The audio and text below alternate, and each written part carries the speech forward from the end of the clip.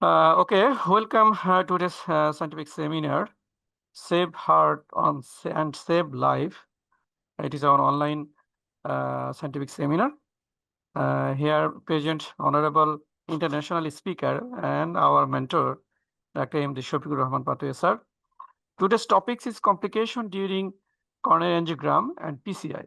This is the very important topics for us and also all intervention cardiologists. So hopefully we think it is very beneficial and effective for all the doctors. So first of all, I am requesting our honorable international speaker among our mentor teacher, Dr. M.D. Shafiqur Rahman Patoye sir, to start his presentation, please. আসসালামু আলাইকুম ধন্যবাদ মামুন ভাইকে আজকে আমাদের যে টপিকসটা সেটা হচ্ছে যে complication during coronary angiogram and angioplasty এবং আমি স্লাইড শেয়ার করছি Nowadays we know that that is coronary angiogram angioplasty is one of the important diagnostic and the therapeutic option for the coronary artery disease. And it is more safer procedure now, and complication is very rare, and it is due to improvement of the hardware and operator skillness and greater understanding of the procedure and potent antiplatelet agent and switch the femoral to the radial route. And we also use the non-ionic dye, adjunctive imaging, and different support system in the cath lab. For this reason, nowadays this procedure is more safer and the better outcome. But today we also go through the CTO lesion, bifurcated lesion, left main, calcified lesion. For this complex procedure, and there is some associated greater incidence of complication with this complex type of the procedure. But overall, it is a safe procedure, and rarely it is less complicated. And we first it is divided into the two group of complication. One is the minor complication. There is a like bleeding, bruising, and allergic reaction, and some are like serious complication like damage to the arteries. That is radial or femoral arteries, and sometimes there is development of microinfarction, stroke, kidney damage, arrhythmia, radiation-related tissue damage. Sometimes patient may die. This is extremely rare. And we can classify this complication in acute complication into the two groups. One is cardiac and non-cardiac. And cardiac, we found there some are coronary and some are non-coronary. And coronary complication, we found that during procedure, acute vessel closure, sometimes coronary artery perforation, equipment loss or entrapment in the coronary artery. Sometimes there will be dissection of coronary artery or aortocoronary region. Sometimes development of thrombosis, embolism, like thrombus, plaque, or air. Side branch occlusion is the one of the important consequence. Spasm of the arteries, sedulation, equipment entrapment, intramural hematoma, and aortic dissection also may occur. And perforation is one of the issue during procedure. There is sometimes main vessel perforation, distal vessel or choroidal vessel may be perforated. And non-coronary complication including hypotension, microinfarction, arrhythmia, cardiac tamponade, and vascular access complication, thromboembolic complication, plus related complication like nephropathy, allergy, radiation injury. So these complication we found that some are cardiac and some are non-cardiac. In the cardiac, we found that some are coronary and some are non-coronary. In the coronary artery, we found that in the coronary artery there is a abrupt closure, thrombosis in the coronary artery. Sometimes there is dissection, perforation is sometimes we face during the intervention procedure. And in the non-coronary, we found that hypertension, myocardial infarction, and the vascular access complication, thromboembolic complication, these are the common.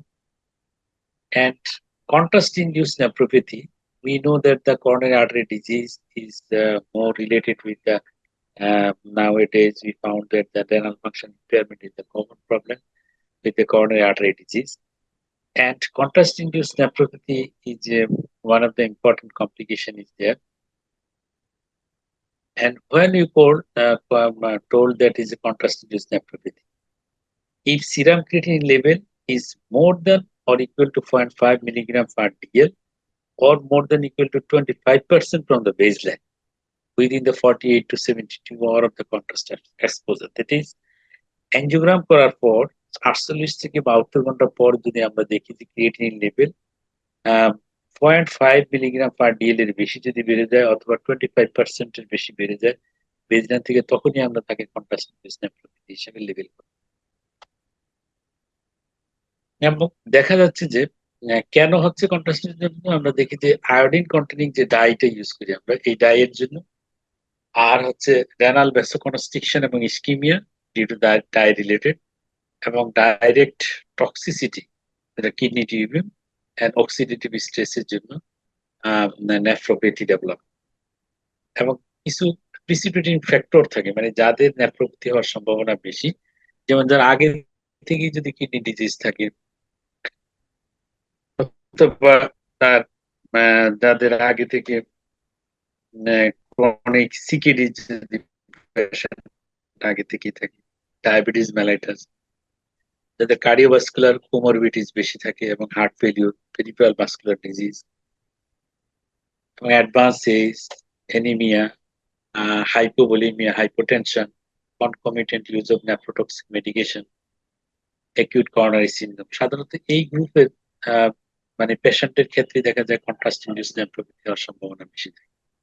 সেই ক্ষেত্রে আমরা যদি একটু কশাস থাকি, যেমন hydration, risk factor গুলো যদি একটু মিনিমাইজ করে ডায়াবেটিস কন্ট্রোল করে নেওয়া যায়, হাইপোভোলিমিয়া কারেকশন করে নেওয়া যায়, নেফ্রোটক্সিক ড্রাগ গুলো যদি অ্যাভয়েড করা যায়, অথবা আমরা কন্ট্রাস্ট যেটা ইউজ করবো সেটা যদি ডোজটা কম ইউজ করা যায়, সেই ক্ষেত্রে দেখা যায় কন্ট্রাস্ট ইনডিউসড নেফ্রোপ্যাথি প্রিভেন্ট করা সম্ভব। বর্তমানে আমরা যে অ্যাঞ্জিওগ্রাম করি বা অ্যাঞ্জিওপ্লাস্টি, বেশিরভাগ ক্ষেত্রেই আমরা রেডিয়াল রোড ইউজ, এবং রেডিয়াল রোডে আমরা যে কিছু কমপ্লিকেশন আমরা ফেস করি, যেমন radial artery spasm one of the complication. এবং আমরা দেখি যে এই যেমন এই ছবিতে আমরা যেটা দেখছি যে রেডিয়াল আর্টারি যে স্পাজমের আমরা কিছু ফিচার এখানে আমরা পাচ্ছি। That is during the angiogram, we found there's difficulties in the passing the catheter and wire. So we go through the radial artery angiogram and found that there is a spasm in the radial artery.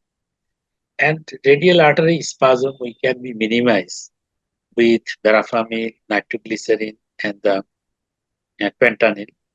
By this way, we relieve this spasm and we continue the angiogram procedure and complete the angiogram. That is left coronary artery. We see here is the right left coronary artery and the right coronary also. So we complete the procedure by minimizing the coronary radial artery spasm by verapamil, nitroglycerin, and the fentanyl. And radial artery,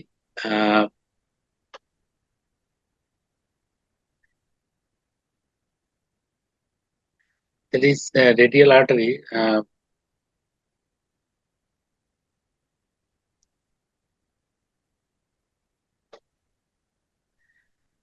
Spasm হচ্ছে একটা common complication, এবং দেখা যায় যে temporary narrowing in the radial artery, it causes the pain and difficulty in advancing the catheter. যখন spasm হয় সাধারণত ব্যথা হয় হাতে এবং ক্যাথেটার অ্যাডভান্স করা খুব ডিফিকাল্ট হয়। সেই ক্ষেত্রে আমরা যদি ডাই ইউজ করি তাহলে দেখা যাচ্ছে যে স্পাজমটা বোঝা যায়। এবং রিস্ক ফ্যাক্টর হচ্ছে কাদের বিষয়, যেমন ফিমেল তারপর যেটা ইয়াঙ্গার অ্যাংজাইটিতে যারা ভোগেন তাদের ক্ষেত্রে দেখা যায় যে বেশি হয় রেডিয়াল আর্টারি স্পাজম। এবং মাল্টিপল পাংচার যদি প্রয়োজন হয় এবং লার্জার শীট ইউজ করলে সেই ক্ষেত্রে আমরা এটা অ্যাভয়েড করতে পারি কিভাবে, রেডিয়াল ককটেল ইউজ করি। ককটেলের ভিতরে কি থাকে আমরা জানি, প্যারাফামিন নাইট্রোগ্লিসারিন কম্বিনেশন আমরা ইউজ করি, যার মাধ্যমে হচ্ছে রেডিয়াল আর্টারি স্পাজমকে আমরা মিনিমাইজ করি। Radial artery perforation, another complication in the radial procedure. যেমন এখানে আমরা যে দুইটা ভিউ দেখাচ্ছি যে রেডিয়াল আর্টারি পারফোরেশনের, এবং this patient, the 60 years old man, had old MI anterior with occasional chest pain, hypertension, diabetes mellitus, and CKD. Coronary angiogram showed TBD, PCI to the LAD, and RCA done. After 4 to 6 hours, there is a pain, swelling, bluish discoloration of the right arm and the forearm. And after a reflex study of the right upper limb vessel revealed the patent right radial artery, but blood extravasated to the soft tissue and to median cubital vein and ulnar artery normal flow. And this patient is managed with ultrasound probe guided occlusion. Occlusion block extravasation of the blood, and the pressure bandage and the pulse and sling given, and patient improved gradually. এবং দেখা যায় যে radial artery perforation sometimes by the ultrasound probe দিয়ে যদি আমরা operation করতে পারি অনেক সময় it may be improve.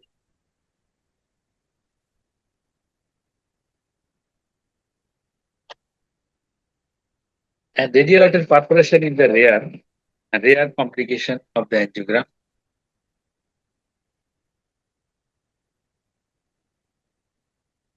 And other catheterization procedure is less than 1%, caused by the guide wire or catheter advancement into a small branch or the main artery wall. যখন guide ওয়্যারটা main artery ওয়াল দিয়ে চলে যায় অথবা small branch দিয়ে যায়, তখনই কিন্তু এই ধরনের পারফোরেশন হওয়ার সম্ভাবনা থাকে। এবং সেই ক্ষেত্রে forearm haematoma in severe case, compartment syndrome may require surgical intervention. And radial artery পারফোরেশনের ম্যানেজমেন্টের জন্য যেটা প্রয়োজন, heparin neutralisation, external compression, sometimes may require cover stent, balloon assisted tracking to seal the perforation. Balloon is tracking by this way, we can seal the perforation and allow the procedure to continue. Procedure continue করা যায় balloon assisted tracking এর মাধ্যমে। Radial আর্টারিতে সিডিও aneurysm develop করে। Sometimes we found that CD aneurysm. And CD aneurysm of this radial artery. This patient is 70 years old, underwent multivessel PCI. After 3 weeks, she presented with swelling in the right radial puncture region. Ultrasound shows the pseudoaneurysm of the radial artery. This patient needs the surgical correction. If the neck is small, can do ultrasound probe guided occlusion. It works many times. But this patient, if compressed, it will end up in the radial artery occlusion. Patient undergo surgery under anesthesia to fix it and maintain the patent radial artery, the vascular surgery. And to minimize the radial artery injury prevent করার জন্য আমরা কিছু যেমন minimum invasive radial approach, large guide through the thin wall radial sheath. Thin wall radial sheath যদি আমরা use করি, radial sheet সেই ক্ষেত্রে লার্জ গাইড ইউজ করা যায় এবং রেডিয়াল আর্টারি ইনজুরি হওয়ার সম্ভাবনা কম থাকে। আরেকটা হচ্ছে শিটলেস গাইড ক্যাথেটার যদি আমরা ইউজ করতে পারি, যেমন large guide through the thin wall radial sheath. Thin wall radial sheath যদি আমরা ইউজ করি সেই ক্ষেত্রে হচ্ছে রেডিয়াল আর্টারি ইনজুরি হওয়ার সম্ভাবনা কম থাকে। আর শিটলেস যদি গাইড ইউজ করা যায়, শিটলেট গাইড ইউজ করলেও রেডিয়াল আর্টারি ইনজুরি হওয়ার সম্ভাবনা কম থাকে। যেমন আমরা যদি এই ছবিটাতে দেখি যে এখানে হচ্ছে যেটা হচ্ছে রেডিয়াল আর্টারি, এটা হলো শিটলেস। তাহলে আমরা সরাসরি একটা গাইড ক্যাথেটার আমরা নিয়ে গেলাম, যে গাইড ক্যাথেটার হচ্ছে আউটার ডায়ামিটার এখানে শিটলেস 6.5 friends.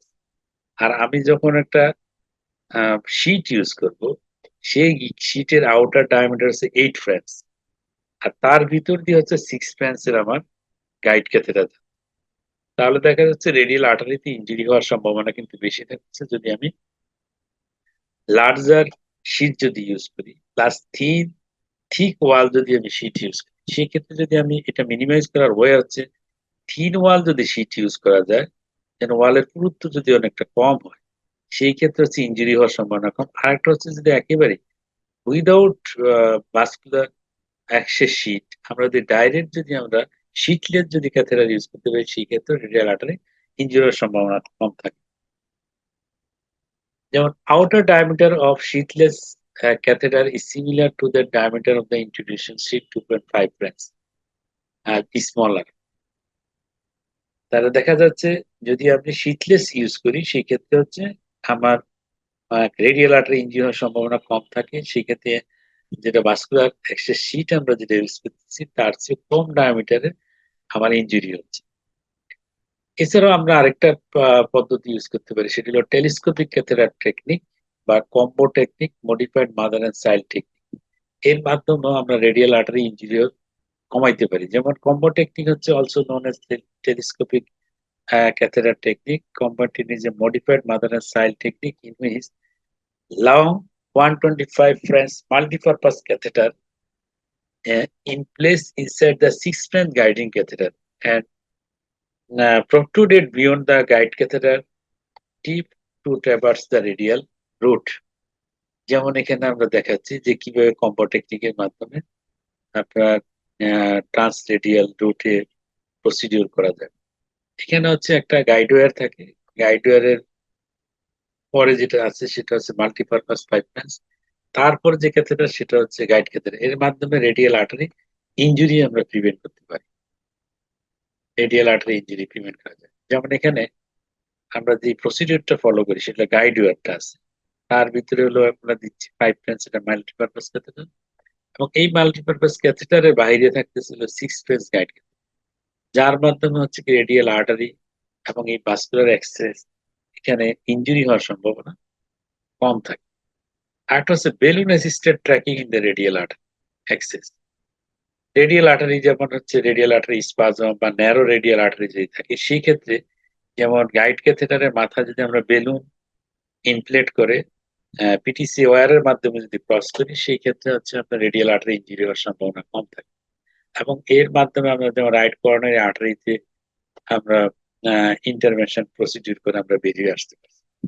That is balloon assisted tracking in the radial artery access and PCI to RC, এবং আরসিএ তে আমরা পিসিআই কমপ্লিট করতে পারছি। সেই ক্ষেত্রে হচ্ছে কি আমরা রেডিয়াল আর্টারি যদি ডিজিজও থাকে এবং রেডিয়াল আর্টারি স্পাজম থাকে, মানে এরকম একটা ডিজিজ রেডিয়াল আর্টারি দিয়ে কিন্তু আমরা প্রসিডিউর কমপ্লিট করতে পারি। যেটা বেলুন অ্যাসিস্টেড ট্র্যাকিং এর মাধ্যমে।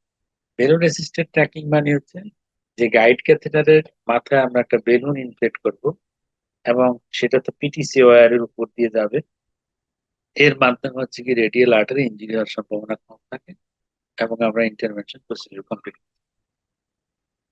যেমন এই পেশেন্টের ক্ষেত্রে আমরা তার হচ্ছে আরসিএ তে লেশা ছিল, আরসিএ তে আমরা স্ট্যান্ডিং করে আমরা বেরিয়ে আসি এই সিস্টেমে।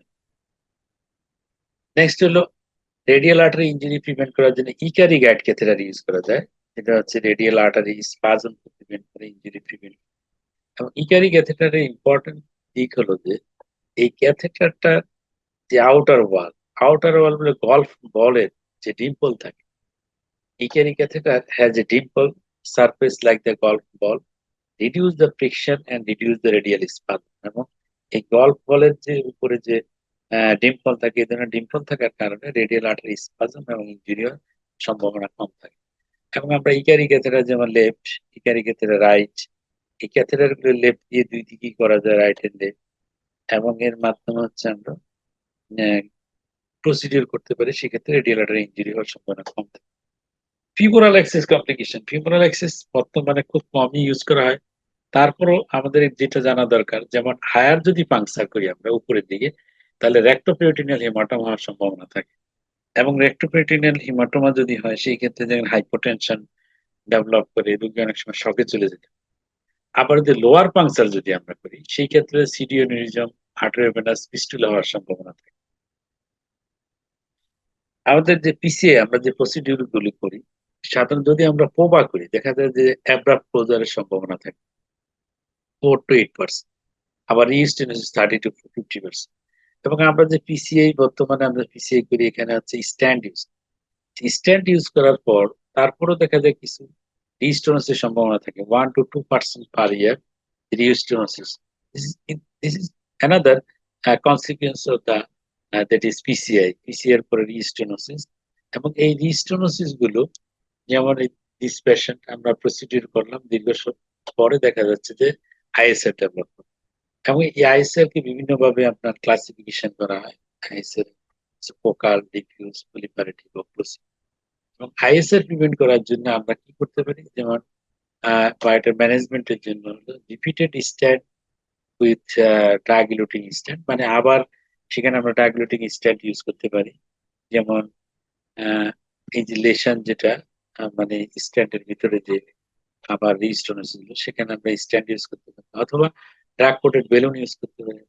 Vascular brachytherapy, less commonly coronary artery sometimes may require bypass surgery, debulking, atherectomy, laser eczema, angioplasty এর মাধ্যমে আমরা ইনস্ট্যান্ট ঠিক। Stent thrombosis, very serious এবং life threatening complications sometimes may occur. That is stent thrombosis.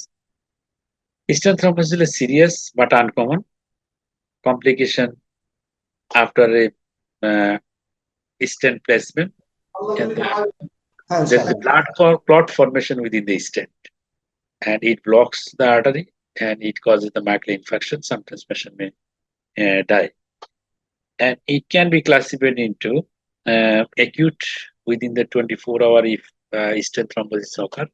We told is acute, and subacute if 24-hour to 30 days, and later say beyond the 30 days, and beyond the 30 days to 1 year, and very later say beyond the 1 year, stent thrombosis. And stent thrombosis, why it is occur? As because stent is a foreign body, so it triggered the platelet activation, and sometimes there is some procedural factor that the stent incompletely deployed the stent, and it causes the stent thrombosis. Inadequate expansion যদি হয় stent, তারপর inadequate antiplatelet therapy, যেমন dual antiplatelet প্রয়োজন stent thrombosis prevent করার জন্য। যদি রোগী ঠিক মতো না খায়, discontinue the DAPT, is the major cause of the stent thrombosis.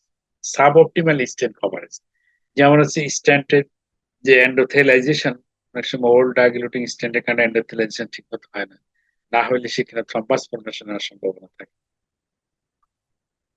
Next অ্যাম্বোলাইজেশন, আমরা দেখি যে ডিউরিং প্রসিডিউর অ্যাঞ্জিওগ্রাম বা অ্যাঞ্জিওপ্লাস্টি করার সময় আমরা 3 ধরনের এম্বোলাইজেশন হওয়ার সম্ভাবনা থাকে। আমরা দেখি একটা হলো থ্রম্বাস, একটা হচ্ছে প্লাগ এম্বোলাইজেশন, আর হচ্ছে এয়ার এম্বোলাইজেশন। এই 3টা জিনিসই আমাদের কমন, আমরা ক্যাথল্যাবে এইগুলো ফেস করতে হয়। যেমন হচ্ছে থ্রম্বাস এম্বোলাইজেশন। থ্রম্বাস কেন হয়? থ্রম্বাস ফর্মেশন হচ্ছে আমি কাজ করতেছি ভিতরে দেখা থ্রম্বাস ফর্মেশন হচ্ছে কেন? ইনএডিকুয়েট অ্যান্টিপ্লেটলেট, ইনএডিকুয়েট অ্যান্টিকোয়াগুলেন্ট, তার হাইপার কোয়াগুলেন্ট স্টেটস, যেমন এসিএস এর রোগীর ক্ষেত্রে এসটিএমআই থ্রম্বেক্টমি করার সময় দেখা যায় thrombus, poor catheter preparation, suboptimal lesion preparation. সেই ক্ষেত্রে আমরা কি করি? এসিটি দেখতে হয়, তারপর হলো 2B3A ইনহিবিটর এফটিপিপেটেড আমরা ইউজ করি। থ্রম্বাস যদি বেশি থাকে থ্রম্বাস অ্যাসিপিয়েট করার প্রয়োজন হয়। অনেক সময় ভ্যাসোডাইলেটর, অ্যাডেনোসিন, তারপর নিকারডিফিন ইউজ করতে হয়। বেলুন অ্যাঞ্জিওপ্লাস্টি, থ্রম্বাসের বেশি থ্রম্বাস থাকলে আমরা কি করি? ওখানে অনেক সময় থ্রম্বাস থ্রম্বেক্টমি করে থ্রম্বাস অ্যাসপিরেট করে স্ট্যান্ডিংও করার প্রয়োজন। নেক্সট হলো প্ল্যাগ, যেমন যদি সফট প্ল্যাগ থাকে, ডিফিউজ প্ল্যাগ থাকে, সেই প্ল্যাগটা ফেটে গিয়ে প্ল্যাগ এম্বোলাইজেশন হতে পারে।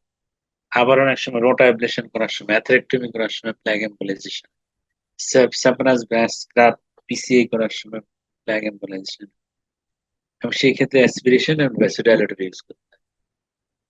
এয়ার এম্বোলিজম, এয়ার এম্বোলিজম হচ্ছে এটা common, that is commonly faced in the cath lab. That is poor catheter preparation এর জন্য হচ্ছে air embolism বেশি হয়। ক্যাথেটার যদি প্রিপারেশন ঠিক মতো করা না হয় তো বাতাস ঢুকে যাওয়ার সম্ভাবনা। সেই ক্ষেত্রে আমরা কি করি, এয়ার এম্বোলিজম হলে 100% অক্সিজেন দিতে অনেক সময় অ্যাসপিরেট করে বের করে প্রয়োজনে ভ্যাসোডাইলেটর ইউজ করে যেমন এয়ার এম্বোলিজম। যদি আমরা দ্বিতীয়টা কমন, আমি একটু এয়ার এম্বোলিজম সম্পর্কে কিছু বলে নিচ্ছি। একটা কেস আমি দেখাচ্ছি। যেমন 45 years male having the 99% stenosis in the mid LAD. A lesion was fixed with 2.75 into 26 millimeter dash. Suddenly air embolism in the LC. Patient develops a strain, decreased blood pressure, fall of oxygen saturation. We manage with 100% oxygen and the inotrope support. যেমন এই পেশেন্টটা দেখেন, LED তে mid part একটা lesson আছে এবং এখানে আমরা standing করলাম।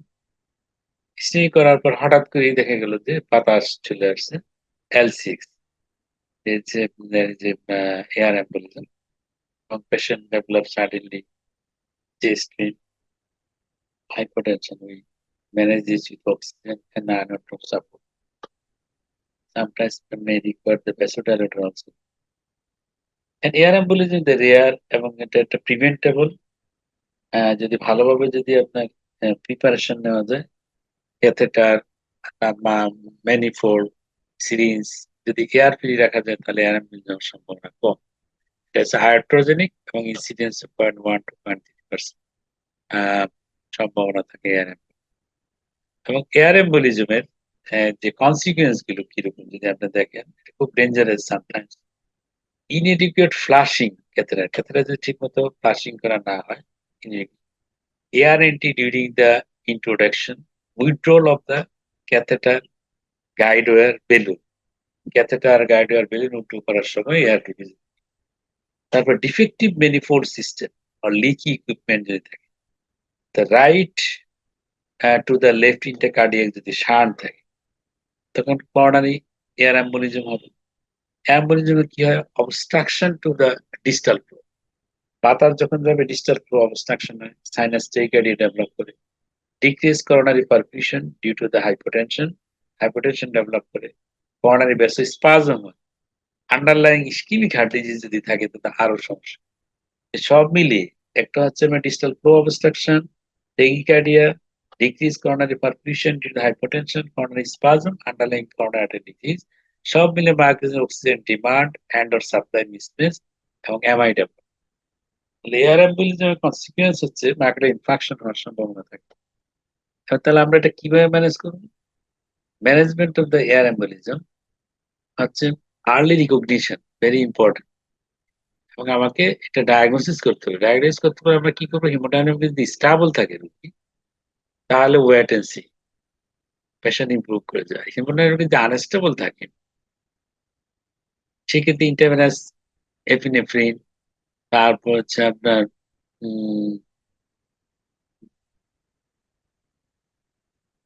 অ্যাসপিরেশন করার চেষ্টা করতে হয় এয়ার যদি থাকে ভায়া গাইড ক্যাথেটার। আর হচ্ছে যদি কার্ডিয়াক অ্যারেস্ট ডেভেলপ করে তাহলে আপনাকে লাইফ সাপোর্ট দিতে হবে। হিমোডাইনামিক আনস্টেবল থাকে, আনোটোপ সাপোর্ট দিতে হবে। অনেক সময় পেশেন্ট বেডিকেটেড ডেভেলপ করলে অ্যাট্রোফিন ইউজ করে প্রয়োজন। আর কার্ডিয়াক অ্যারেস্ট থাকলে সিপিআর দিতে হবে, ভ্যাসোডাইলেটর ইউজ করতে হবে। এবং সাপোর্টিভ মেজারের ভিতরে যেমন অ্যানালজেসিক, চেস্ট পেন হয়, অক্সিজেন দিতে 100%, তার intubation, mechanical ventilation, intravenous fluid এবং আনোটোপ সাপোর্টের মাধ্যমে ট্রিটমেন্ট করতে হয়। আমরা কি করি, যেটা আমাদের ক্যাথল্যাবে আমরা করি, সাধারণত ventilation with 100% oxygen, IV fluid, atropine, vasopressor for hemodynamic support যদি পেডিকার্ডিয়া ডেভেলপ করে অ্যাট্রোপিন ইউজ করা হয়। আর হাইপোটেনশন হলে আপনার vasopressor সাপোর্ট, ক্যাথেটার অ্যাসপিরেশনের এম্বোলিজম ট্রাই করা হয়। Treatment of no reflow phenomenon, no reflow phenomenon যদি হয় সেক্ষেত্রে ভ্যাসোডাইলেটর ইউজ করতে হবে, যেমন adenosine, verapamil, nitrochloride. Another complication like slow flow or no flow phenomenon, যেমন স্ট্যান্ডিং এর পরে অথবা অ্যাকিউট করোনারি সিনড্রোমের রোগীদের ক্ষেত্রে সাধারণত স্লো ফ্লো নো ফ্লো ফেনোমেননটা বেশি হয়। কি জিনিস এটা? যে স্লো ফ্লো নো ফ্লো হচ্ছে refer to impeded blood flow in the coronary artery after a percutaneous coronary intervention despite the absence of any mechanical block. কোনো mechanical block নাই, stenting করা হলো কিন্তু হঠাৎ করে দেখা যাচ্ছে ঠিক মতো ব্লাড যাচ্ছে না distant. This serious complication is characterized by a failure to achieve normal myocardial perfusion lead to the worst outcome. তাহলে যদি ঠিকমতো ব্লাড ফ্লো না হয় তাহলে মায়োকার্ডিয়াল পারফিউশন ঠিকমতো হবে না এবং আউটকাম কিন্তু খারাপ হবে, স্লো ফ্লো এবং নো ফ্লো যদি প্যারাম। It causes are complex and including the distal embolization of debris, তারপরে হচ্ছে microvascular spasm, ischemic reperfusion injury and endothelial dysfunction. সাধারণত এই চারটা জিনিসকে দায়ী করা হয় যে এটা কেন স্লো ফ্লো হচ্ছে। একটা হচ্ছে এম্বোলাইজেশন অফ ডেব্রিজ, যেমন আমরা প্রিডাইলেটেশন করার পর ওখানে যে ডেব্রিজ গুলো থাকে ক্ল্যাগের মধ্যে কন্টেন্ট গুলো এম্বোলাইজেশনের জন্য একটা microvascular spasm, ischaemia reperfusion injury, একটা এন্ডোথেলিয়াল ডিসফাংশনের জন্য সাদা স্লো ফ্লো এবং ক্লিনিক্যাল সিগনিফিকেন্সি পুয়ার প্রগনোসিস। যদি স্লো ফ্লো নো ফ্লো হয় সেক্ষেত্রে প্রগনোসিস খারাপ, ওয়ার্স outcome at the high risks of rehospitalization, ventricular remodeling, malignant arrhythmia, heart failure development এবং প্রেডিক্টর অফ মর্টালিটি। এবং সে শর্ট টার্ম এবং লং টার্ম মর্টালিটি কিন্তু বেশি যার ক্ষেত্রে স্লো ফ্লো নো ফ্লো যদি হয়। এবং no flow phenomena risk factor কাদের বেশি, যেমন মেজর রিস্ক ফ্যাক্টর হচ্ছে ইনিশিয়াল টিমি ফ্লো যদি grade less than or equal to 1 যদি হয়, ইনিশিয়ালি যদি আপনার ইয়ে থাকে টিমি ফ্লো যদি কম থাকে, হাই থ্রম্বাস বার্ডেন যদি থাকে, যেমন এসিএসসি রোগী, ST limited migraine infection, primary PCA করার ক্ষেত্রে হচ্ছে আপনার যদি থ্রম্বাস বার্ডেন বেশি থাকে সেই ক্ষেত্রে হচ্ছে আপনার slow flow no flow phenomena সম্ভব। আর মাইনর রিস্ক ফ্যাক্টর যদি advance age, male sex, family history of coronary artery disease, smoking, diabetes, hypertension, delayed perfusion, sleep class 2, elevated blood glucose, elevated creatinine, elevated peak CKMB, CKM, higher heart rate, decreased LV ejection fraction, তারপর collateral flow is less than equal to 1, longer lesion length, মাল্টিভেসেল disease যদি থাকে সেই ক্ষেত্রে দেখা যাচ্ছে যে slow flow no floor সম্ভাবনা বেশি থাকে। সেই ক্ষেত্রে করোনারি নো ফ্লো যদি হয় তাহলে আমরা ডায়াগনোসিস কিভাবে করবো? ক্যাথল্যাবে আমরা ডায়াগনোসিস করলাম, ইমেজিং এর মাধ্যমে ক্যাথল্যাবে ডায়াগনোস করতে, সেটা হচ্ছে আমরা ডাই দিলেই তো বুঝতে পারবো স্লো। আর প্রিভেনশনের উপায় কি?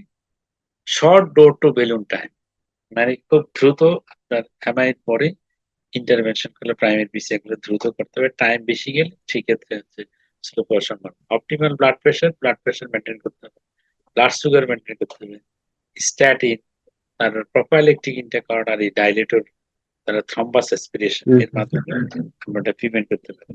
ট্রিটমেন্ট কি স্লো ফ্লো নো ফ্লো, যেমন করোনারি ভ্যাসোডাইলেটর ইউজ। যেমন এই পেশেন্টে যদি আমরা দেখি যে রাইট করোনারি আর্টারিতে আমরা স্ট্যান্ডিং করলাম, তারপর হচ্ছে পোস্ট ডাইলেটেশন পরে দেখেন এখানে কি হলো, করোনারিতে স্লো ফ্লো। দ্যাট মিনস এই ফ্লোকে আমরা ম্যানেজ করলাম কিভাবে? It is improve with eptifibatide adenosine এবং নাইট্রোগ্লিসারিন দেওয়ার পর স্লো ফ্লো ইমপ্রুভ করে। There is a coronary artery perforation, another complication. অনেক সময় আমরা পিসিএ করার সময় coronary artery ফেটে গেল। Coronary vessel injury resulting bleeding through the vessel wall. It may be large vessel, small vessel, দুই ধরনের ভেসেল হতে পারে। এবং পারফোরেশন কে আমরা এলিস টাইপ দিয়ে এটাকে মানে ক্লাসিফাই করি, যেমন টাইপ 1 হচ্ছে প্রেজেন্স অফ এক্সট্রানোমিনাল ক্রেটার উইদাউট এক্সট্রাভাইজেশন, যেমন জাস্ট একটু দেখা যাচ্ছে ব্লিডিং হচ্ছে। আর একটা হচ্ছে প্রেজেন্স অফ পেরিকার্ডিয়াল আর myocardial blush without contrast jet established, মানে মায়োকার্ডিয়াল এবং পেরিকার্ডিয়াল ব্লাশ আছে কিন্তু এটা কোনো কেভিটিতে যাচ্ছে, আর কেভিটিতে চলে গেল, যেমন পেরিকার্ডিয়াল কেভিটিতে চলে যেতে পারে, তারপর হচ্ছে কি ভেন্ট্রিকেলের ভিতরে চলে যেতে পারে, কার্ডিয়াক চেম্বারে, করোনারি সাইনাসে চলে যেতে পারে, এটা টাইপ 3 যদি কেভিটি এক্সপেক্ট হয়। করোনারি এটা আবার দেখা যায় বড় ভেসেল হতে পারে, ডিস্টাল ভেসেল হতে পারে, collateral septal, collateral epicardial perforation. এবার পারফোরেশন ম্যানেজমেন্টের যেটা মেইন অ্যালগোরিদম সেটা হচ্ছে যে আমরা কি করি, কোন আর্টারি যদি পারফোরেট হয় ওই আর্টারির ভিতরে একটা বেলুন ফুলিয়ে রাখা, অক্লুশন করে রাখার জন্য চেষ্টা করা। তারপর কি ইন্টারভেনাস স্পিড, ভ্যাসোপ্রেসর, প্রেসার যদি কমে যায় আমরা সাপোর্ট দিই। আর হচ্ছে যদি পেরিকার্ডিয়াল স্পেসে চলে যায় তাহলে পেরিকার্ডিয়াল কম্পোনেন্ট ডেভেলপ করে, সেক্ষেত্রে পেরিকার্ডিয়াল সিনথেসিস করতে হবে। আর যদি কোনো কিছুতে কাজ না হয় সেক্ষেত্রে হচ্ছে সার্জন কল করতে হবে।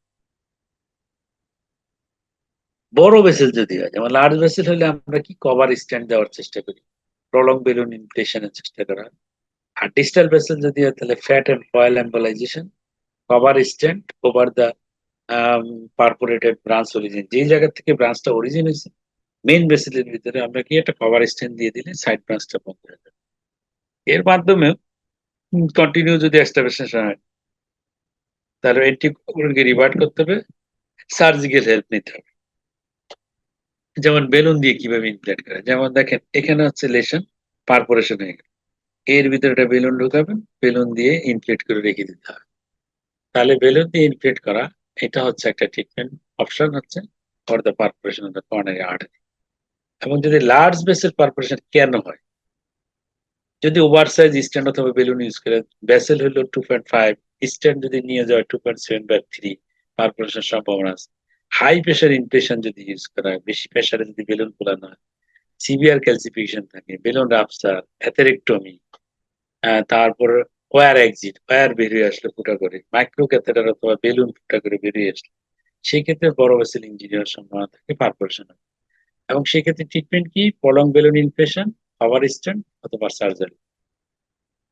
এবং যেই কভার স্ট্যান্ড গুলো আমরা ইউজ করি, যেমন গ্রাফ মাস্টার আমাদের দেশে available. Small vessel perforation, small vessel হচ্ছে অ্যাডভান্সমেন্ট অফ দ্য গাইডওয়্যার, গাইডওয়্যারের মাথা দিয়ে আপনার চিকন ভেসেল চলে গেলে পারফোরেশনের সম্ভাবনা আছে, balloon, micro catheter to the distal small vessel. অনেক সময় ওয়্যার যদি আমরা স্টিপ ওয়্যার ইউজ করি, পলিমার জ্যাকেটেড ওয়্যার ইউজ করা হয়, তাহলে high chance of the small vessel. প্রিভেনশনের উপায় কি, meticulous attention to the distal guidewire position, মানে ওয়্যারের পজিশনটা বারবার আমাকে অবজার্ভ করতে হবে যে ওয়্যারটা পজিশন ঠিক আছে। Use workhorse wire for the equipment delivery, workhorse wire use করা উচিত যে ওয়্যার গুলো ফ্যামিলিয়ার। স্মল ভেসেল পারফোরেশন হলে আমরা কি করি, বেলুন ইনফ্লেশন, এম্বোলাইজেশন, ফ্যাট অথবা coil embolisation, cover stent across the origin of perforated branch, একেবারে কিছু না হলে তখন সার্জিক্যাল হেল্প নিতে হয়। যেমন কয়েল, বিভিন্ন ধরনের কয়েল পাওয়া যায়, এই কয়েল গুলি স্মল ভেসেলের ভিতরে আমরা দিয়ে দিতে পারি, সেই ক্ষেত্রে স্মল ভেসেল বন্ধ হয়ে যাবে এবং পারফোরেশন ট্রিট করা যাবে। যেমন এটা হচ্ছে একটা এলইডি, দেখেন এলইডি পারফোরেশন কাজ করার সময় যে এলইডি তে পারফোরেশন, এখানে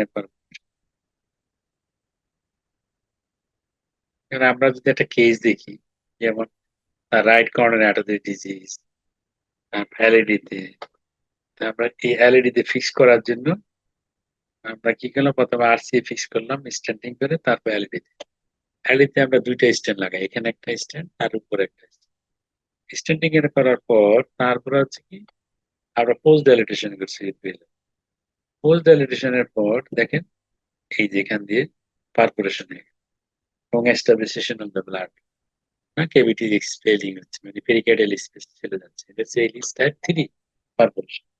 এখন এই পারফোরেশনের জন্য আমরা প্রথমে কি করছি, বেলুন দিয়ে বেলুন ইনফ্লেট করে রাখি, চেষ্টা করছি এটা বন্ধ করার জন্য।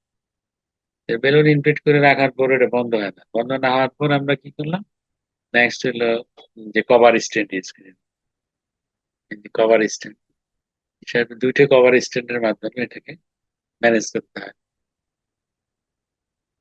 কর্নার একটা ডিসেকশন ইজ অ্যানাদার কমপ্লিকেশন, এটা হচ্ছে আপনার ডিসেকশন আমরা জানি এটাকে type A, type B, type C, type D, E, F. A আর বি হচ্ছে খুব একটা বেশি ডেঞ্জারাস না, এটা আমরা কনজারভেটিভ ট্রিট করা যায়। Type C, D, E, F যদি হয় অবশ্যই এটাকে নোটিশ করতে হবে এবং এটাকে ট্রিটমেন্ট করা লাগবে। ট্রিটমেন্ট না করলে আপনার কনসিকুয়েন্স ভালো হবে। যেমন আমরা যদি একটা এই কেসটা আমরা দেখি, এই কর্নারি আর্টারি ডিসেকশন, যেমন তার লেফট সাইড মোটামুটি ভালো, রাইট সাইডে দেখেন ছোট্ট একটা লেশন আছে শুধু পিডি। এই পিডিএ লেশন ট্রিট করতে গিয়ে, যেমন এই যে পিডিএ কে লেশন ট্রিট করতে দেখেন প্রক্সিমাল পার্টে অলরেডি আর্টারিতে অস্টিয়াম ইনজুরি, এখানে স্ট্যান্ডিং করা হলো পিডিএ তে, কিন্তু এখানে অলরেডি ফ্ল্যাপ তৈরি হয়ে গেছে, মানে গাইড ক্যাথেটার দিয়ে proximal part of the RCA তে ডিসেকশন, এখানে ডিসেকশন। এবং এই dissection dissection flap in the proximal part of the RC এবং পুরো RCA বন্ধ হয়ে গেছে। তাহলে ডিসেকশনের জন্য যদি বন্ধ হয়ে যায় সেটা হলো টাইপ। আমরা যদি একটু দেখি যে ডিসেকশনের যে ক্লাসিফিকেশন সেটা type F, dissection with total occlusion of the coronary lumen and no distal indicate flow, এরকম একটা সিচুয়েশন কিন্তু এখানে ডেভেলপ এবং সেটা এক্সটেন্ড করে চলে যায় কোথায়, অ্যাওর্টা পর্যন্ত চলে যায়। যেমন দেখেন অ্যাওর্টা পর্যন্ত কিন্তু এক্সটেন্ড, একেবারে অ্যাওর্টা পর্যন্ত এক্সটেন্ড। তাহলে ডিসেকশন এটা কভার করার জন্য আমাদের কি করতে হচ্ছে, স্ট্যান্ড। তো ডিসপিডিএ তে স্ট্যান্ড লাগানো লাগছে, করোনারি আরসিএ তে 2-3টা স্ট্যান্ড দিয়ে তারপরে এটাকে মিনিমাইজ। দেখা যায় এই ডিসেকশন সামটাইমস খুব ডিফিকাল্ট টু ম্যানেজ দিস। এবং কেন এই ডিসেকশন হয়, ডিপ করোনারি এঙ্গেজমেন্ট যদি আপনার গাইড ক্যাথেটারটা যদি ডিপ এঙ্গেজমেন্ট করা হয়, অথবা কখনো কখনো আমরা এএল ইউজ করি, মানে M plus type of guide catheter use করি, এটা হলো অ্যাগ্রেসিভ গাইড ক্যাথেটার, এর অনেক সময় ইনজুরি হওয়ার সম্ভাবনা থাকে।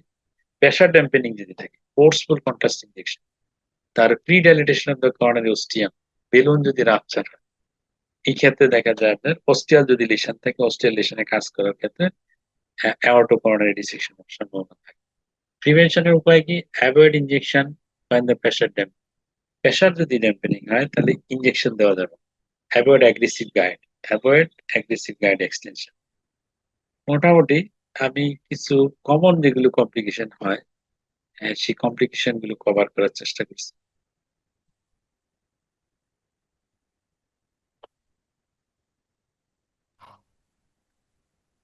Thank you, sir, for a nice, excellent presentation.